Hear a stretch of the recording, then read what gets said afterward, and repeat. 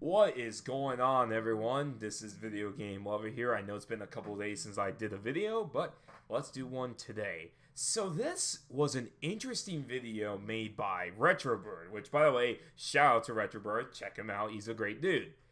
He made this video called "Was Gaming Better Before the Internet?" Because this has been a topic I've been thinking about for a while as well. Is the internet good for gaming, or did the internet destroy gaming? So let's take a look on both sides of the argument. So let's take a look at the side of the positives of the internet in gaming. Well, for one thing that was a monumental positive was online. The idea to play your friends all over the world through Wi-Fi, that's a great plus.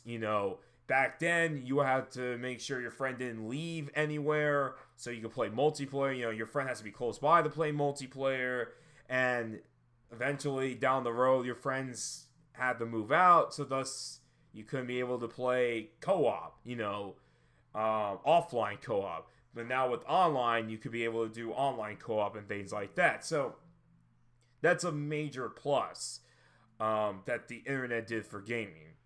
The other thing I would say that gaming benefited from the internet is how it made more communities together.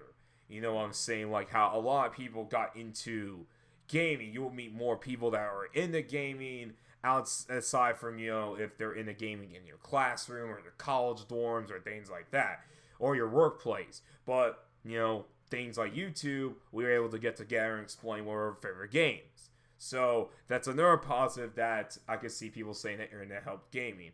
Another thing, and this is kind of a controversial pick of mine, is patches. Now I understand some people aren't fans of patches because games need patches day one. Well, let me explain why that's a good thing that patches do exist. So that way, a game ends up being a tad buggy at launch. I'm not talking about like full blown broken. I'm just talking about like there's like a little glitch or something. They could easily patch it, no problem. Back then, if a game were to come out broken, it was permanently broken unless they had to entirely re-release the game. Kind of like Mortal Kombat Gold on the Dreamcast, where that game was so buggy that they actually had to re-release the game in 2000 to fix some of the glitches. So those are some good positives about gaming. It brought, it made more communities, the idea of online gaming, and also to help you guide yourself in through games, even though we had strategy guides. But let's get to perhaps the negatives of gaming on the internet. One of perhaps the biggest problem that gaming went to the internet, fanboyism. Now, there has been fanboyism in the 16-bit era and the PS1 era, but never did it got as bad as when the PS3 generation came along. Especially with the PlayStation 3 having that massive slow start. You had the Xbox fanboys going all crazy. You had PlayStation fanboys trying to defend their system. You had Nintendo fanboys trying to keep peace, but then eventually they got into the fight. I mean, that's perhaps one of the ugliest things about gaming going on the internet, is because fanboyism is everywhere now. Everyone can now be comfortable showing off their own fanboyism of a piece of plastic because it's the internet and because it's their safe spot. They can't really do this in the real world or else they'll be laughed at. So they have the internet to thank for that. Another negative I would say is the internet accidentally caused the explosion of prices for video games, mainly in particular retro games. Back in the 2000s, retro games weren't worth anything. You could have gotten games for like $5 each, $10 each, regardless of what system, the NES, the Genesis, the Super Nintendo, the N64, the PS1, and even down the road, the PS2, you could have gotten these games dirt cheap. But now with the internet and, a lot of people saying that this game is good and this game is good and blah, blah, blah, blah, blah, it caused a lot of the retro gaming prices to just skyrocket to unbelievable rates, man. I mean, a game like, Rocket Knight Adventures Complete used to go for like $10. Now it goes for like $90 or $100. Ristar, I got my copy loose for like $3. Now that's going for like 50 to 100, 50 to 70 loose. I mean, it's just insane. And I feel now again, can we fully blame it on the internet? Well, not really, but we kind of have to, because, well, that's just what the internet did, you know. And now this is perhaps my biggest, hottest take of what did the internet did. It opened the floodgates of frauds.